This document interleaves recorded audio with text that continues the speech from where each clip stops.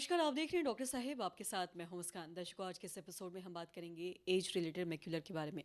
हम ये जानेंगे कि एक उम्र के बाद ऐसी कौन-कौन सी बीमारियां हैं जो आंखों में अक्सर लोगों में देखी जाती है। आज इसी पे हम खास बातचीत करेंगे और इसी पे खास बातचीत करने के लिए आज हमारे साथ मौजूद है सुनील कुमार सिंह। आपको बता दें कि ये संजीवनी आई हॉस्पिटल के डायरेक्टर हैं। सर नमस्कार, बहुत-बहुत स्वागत है आपका। धन्यवाद।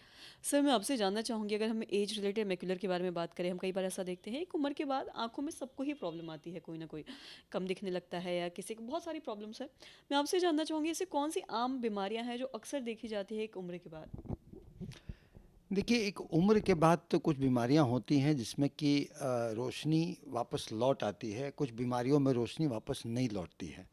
और अब जैसा देखेंगे कि लॉन्जेविटी बढ़ा है, लोगों के उम्र जो है ना वो ज़्यादा बढ़े हैं। तो वैसी बीमारियां जो उम्र के साथ होती हैं, डिजेनरेटिव चेंजेस होते हैं, तो वो बीमारियां भी आ रही हैं। लेकिन वो बीमारियों में क्या होता है कि रोशनी लौट करके नहीं आती है। जैसे कि आपने कहा, age related macular degeneration. Macula आँख के रेटिना का सबसे सेंसिटिव पार्ट है, जहाँ से कि हम देखते हैं। एज के साथ जो डिजेनरेशन्स होते हैं सो उस सेल्स में भी होते हैं और वहाँ डिजेनरेशन होता है। तो उसमें रोशनी जो कम होती है वो कितने दफ़े लौट के नहीं आती है। तो डिजेनरेशन का कैसे रोकें और क्या इलाज है?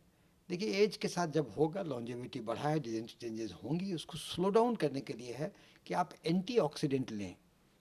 एंटीऑक्सीडेंट दवाई के फॉर्म में लें, टैबलेट के फॉर्म में, या फल, हरी सब्जी, साग, गाजर, ये सब करें आपके खान पान में, तो वो स्लो डाउन होगा डिजेनरेटिव प्रोसेस और आप एज रिलेटेड मैकुलर डिजेनरेशन से लाइफ लॉन्ग बचे रहेंगे। अगर होगा भी चेंजेस तो आपको कोई गंभीर उपचार की ज़रूरत नहीं पड़ेगी।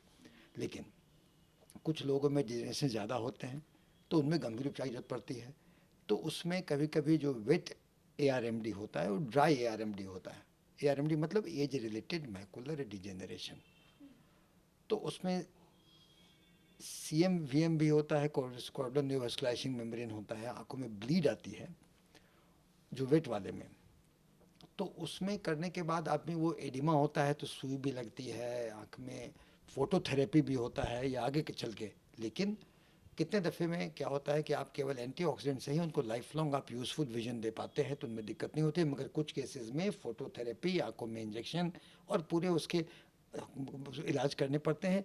उनका आजकल डिटेक्शन ज़्यादा आसान इसलिए हो गया है क्योंकि OCT एंजियोग्राफी, नए नए मशीन आने से उससे आप ज़्यादा उसका फिर हो जाता है। तो OCT एंजियोग्राफी से आप देख लेते हैं कि कहाँ कहाँ पर उसके वेस्कुलराइजेशन क्या है। अगर ड्राई होता है तब तो मैकुलर स्कार हो गया, तब तो विजन बढ़ने का नहीं होता है। लेकिन अगर वेट है तो उसको ट्रीट करना है और ट्रीट करने के बाद होगी। लेकिन हाँ, ये बात भी है कि इसकी इसकी जागरूकता ज़रूरी है। और वैसे कंट्रीज़ में जैसे विदेशों में ये ज़्यादा होता है क्योंकि लोगों की लॉन्जेविटी ज़्यादा है। लोग के खान पान में जो न्यूट्रिशस में आपको विटामिन मिनरल्स की कमी आती है, वो लोग देखते हैं पैनकेक, ब्रेड, ये सब खाली खाते हैं। तो ये चीज़ें इसमें होती है। और उम्र के साथ चीज़ें देखिए, आपको उम्र के साथ तो सब बीमारियां होती हैं। आप देख लें तो मोतियाबिंद भी है, ग्लूकोमा भी है, अन्य बीमारियां भी हैं, डायबिटीज रेटिनोपैथी भी है।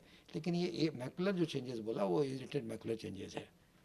तो इसको आप कर लें। या बाकी जैसे मान लीजिए बाकी अन्य बीमारियों में, जैसे कि अगर मोतियाबिंद है तो मोतियाबिंद में रिवर्सिबल होता है। अगर दृष्टि गई तो सर्जरी के बाद लौट आएगी। ग्लोकोमा भी अगर आप जल्दी पकड़ लिए, अगर अर्ली मैनेजमेंट हो गया तो दिक्कत नहीं होगा, आप इसको रोक सकते हैं प्रोग्रेस होने से।